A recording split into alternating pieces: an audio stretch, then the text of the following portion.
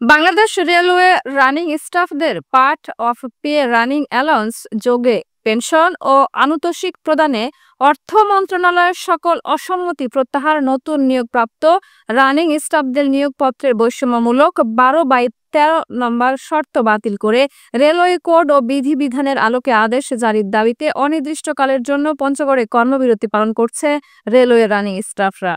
28 জানুয়ারি রাত 12টা থেকে Bangladesh railway running staff ঐক্য পরিষদ লোকোমাস্টার গার্ড টিটি পার্বতীপুরের প্রচারে নতুন রেলওয়ে স্টাফদের কর্মবিরতি। বাংলাদেশ রেলওয়ে নতুন স্টাফদের কর্মবিরতি প্রথম দিনে ঢাকা রাজশাহী থেকে ছেড়ে আসা ট্রেনগুলো সকালে পঞ্চগড় স্টেশনে পৌঁছালেও পঞ্চগড় থেকে ঢাকা রাজশাহী রংপুরগামী কোনো ট্রেন ছেড়ে যায়নি।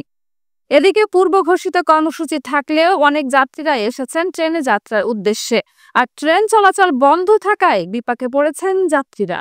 এদিকে পঞ্চগড় রেল স্টেশনের রেলমাস্টার মাসুদ পারভেজ জানান, কেন্দ্রীয় কর্মসূচির অংশ হিসেবে রেলওয়ে রানিং স্টাফ ঐক্য পরিষদ কর্মবিরতি রেখেছেন।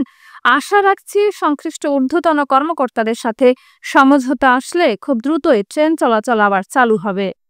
ট্রেন চলাচলের সঙ্গে রানিং স্টাফ যারা আছেন, এলএম এবং গার্ড সাহেবরা, ওনাদের কিছু দাবি দাবার কারণে ওনারা ট্রেন বন্ধের কর্মসূচি ইতিপূর্বে ঘোষণা করেছিলেন এবং পূর্ব ঘোষিত কর্মসূচি অনুযায়ী ওনারা আজকে রাত 12টার পর থেকে ট্রেন চলাচল বন্ধ রেখেছেন। উক্ত বিষয়ে আমাদের ঊর্ধ্বতন কর্মকর্তারা এবং মন্ত্রণালয়ে আলোচনা চলছে। আমরা আশাবাদী অতি শীঘ্রই এই সমস্যার সমাধান হবে।